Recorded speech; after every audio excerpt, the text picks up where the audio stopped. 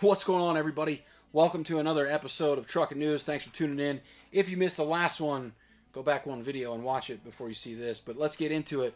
Here comes the intro.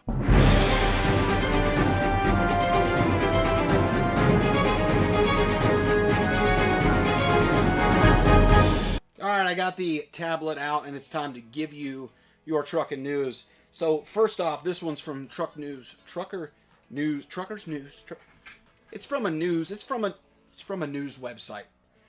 The survey says. The survey says. Our survey says. Trucking is one of the worst jobs now. Bing, bing, bing, bing, bing, bing, bing, bing. One of the worst jobs. There are delays at shippers and receivers, says David Hollis.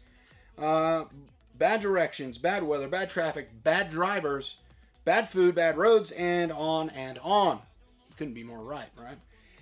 But still, do you consider truck driving, your chosen profession, to be one of the worst jobs in America? According to a recent survey by CareerCast, trucking was rated 17th. It was in between construction worker and a buyer.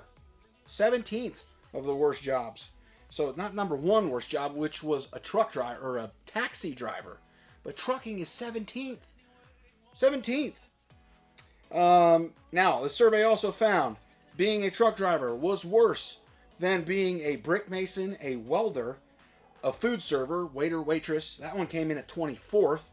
A photographer at 25th. However, what you do now is better than these jobs. According to the article, a bus driver was ranked 14th worst job. Pest control worker, 11th. Disc jockey, 7th. Who thought being a DJ was a bad job? I always thought being a DJ would be a cool job, a fun job. Corrections officer at 6th. A logger at 2nd. And like I said before, a taxi driver at 1st. So, do you think that trucking is a bad job? Do you wish you picked a different career path? Are you looking to get out of the industry? If so, let me know below in the comments.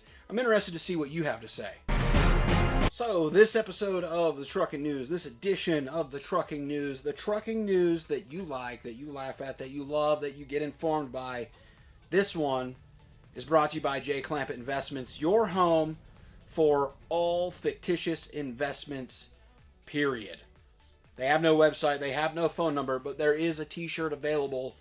You can click the link that's under this video to get your J. Clampett Investments t-shirt.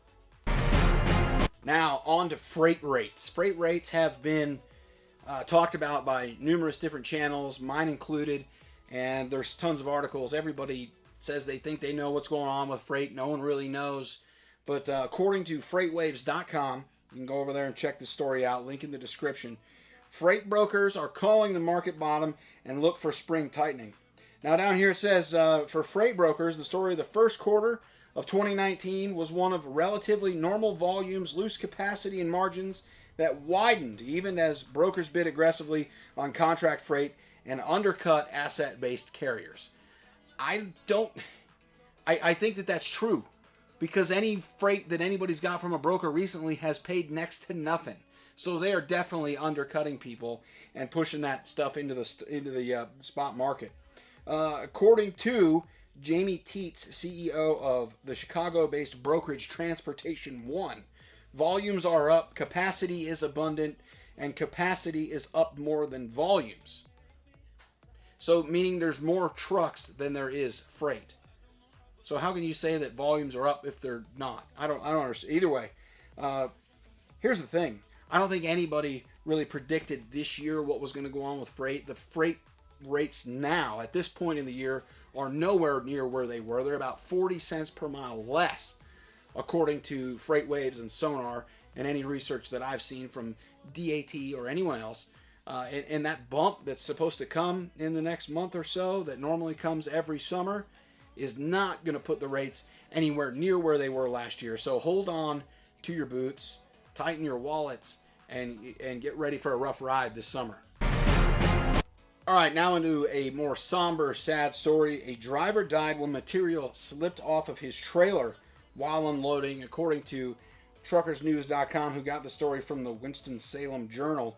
37-year-old Amory Alex Glover, age 37, was killed when a soundproof wall slat that he was delivering to a construction project on US 421 fell off of his trailer and onto him as he loosened the strap. So you know those big concrete sound barrier things that are along, they look pretty, they're along the highway, one of those things.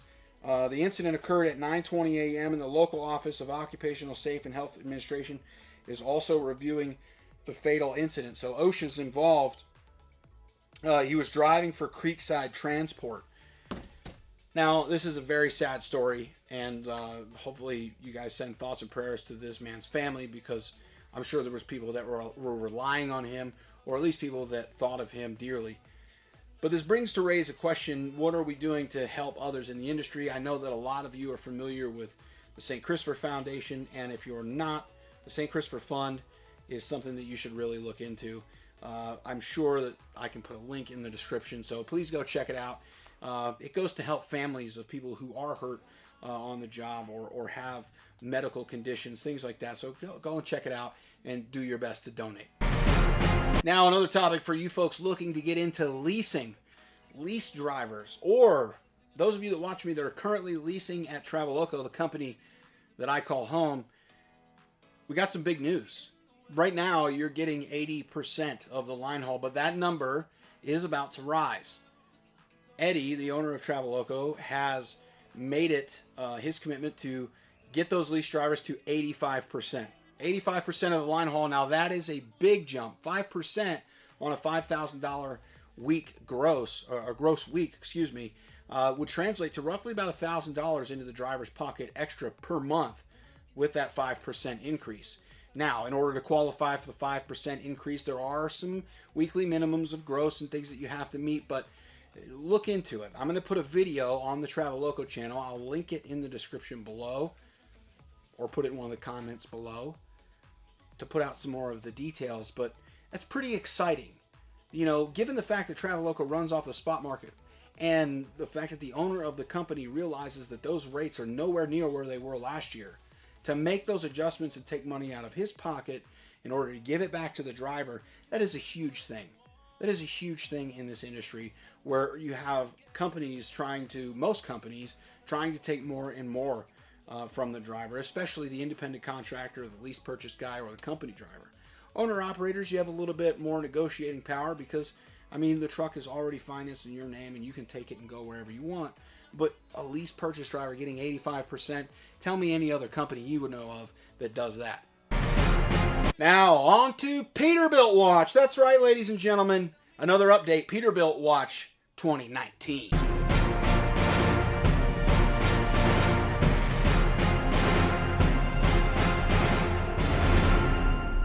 Peterbilt Watch 2019, day 1547. That's a long time. Since we first heard about the potential hooded truck for our favorite YouTuber, Little Guy Trucker. Who the fuck is Matt? Still nothing. There's still no update. Nothing to...